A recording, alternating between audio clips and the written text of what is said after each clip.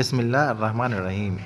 حضرت عبداللہ بن عباس سے روایت ہے، وہ فرماتے ہیں کہ رسول اللہ صلی اللہ علیہ وسلم نے جب معاذ بن جبل کو یمن کی طرف بھیجا تو رخصت کرتے ہوئے ان سے فرمایا، تم وہاں اہل کتاب میں سے ایک قوم کے پاس پہنچو گے، بس جب تم ان کے پاس جاؤ تو سب سے پہلے ان کو اس کی دعوت دینا کہ وہ شہادت دیں،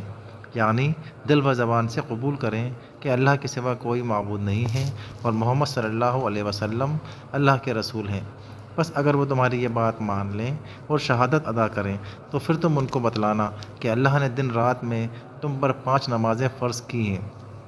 پھر جب وہ اس میں بھی تمہاری اطاعت کریں تو اس کے بعد تم ان کو بتلانا کہ اللہ نے تم پر زکوٰۃ بھی فرض کی ہے، جو قوم کے مالداروں سے لی جائے گی اور اسی کے فقراء و مساکین کو دے دی جائے گی۔ پھر اگر وہ تمہاری یہ بات بھی مان لیں تو پھر زکوٰۃ وصول کرتے وقت چھانٹ چھانٹ کے ان کے نفیس نفیس اموال نہ لینا، اور مظلوم کی بد دعا سے بہت بچنا، کیونکہ اس کے اور اللہ کے درمیان کوئی پردہ نہیں ہے۔